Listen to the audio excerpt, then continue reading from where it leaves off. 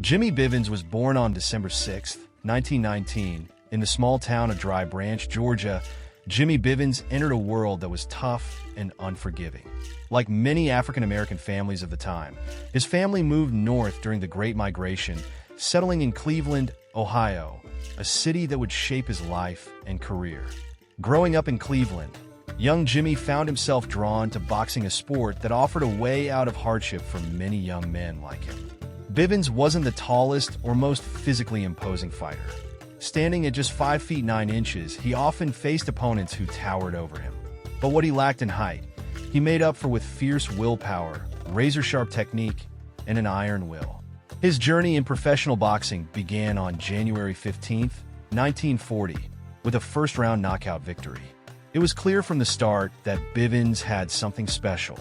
He fought relentlessly, winning his first 19 fights within that same year, quickly building a reputation force. Throughout his career, Bivins stepped into the ring 112 times, securing 86 victories, 31 of them by knockout. His record speaks volumes, but numbers alone don't tell the full story of his brilliance.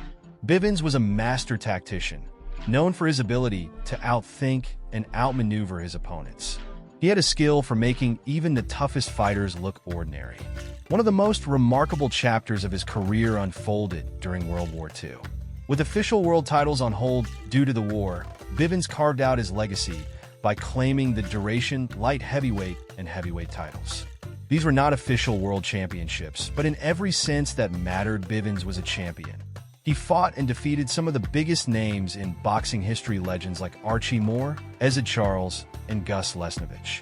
His victory over Ezzard Charles in 1943 was particularly stunning.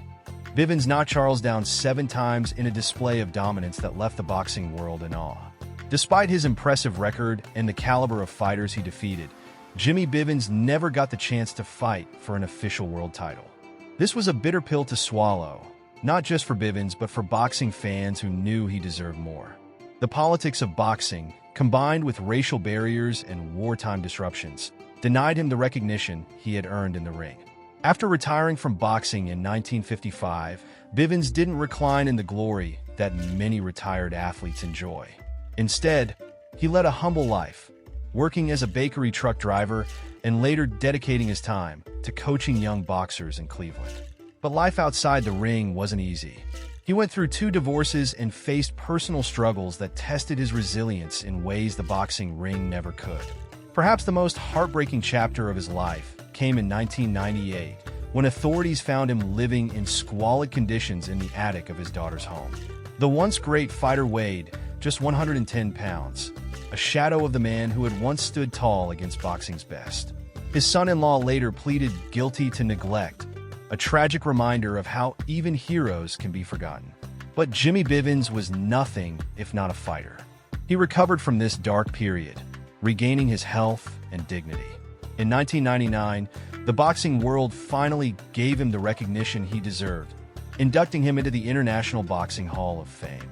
It was a long overdue honor, but one that cemented his legacy as one of the sport's greats. Jimmy Bivins passed away on July 4, 2012, in Cleveland, Ohio, at the age of 92.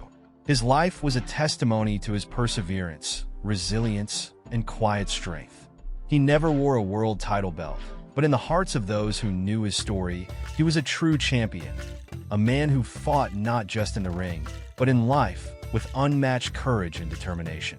Jimmy Bivins' story is a powerful reminder that greatness isn't always measured by titles or fame. Sometimes it's about the battles you fight, the obstacles you overcome, and the legacy you leave behind.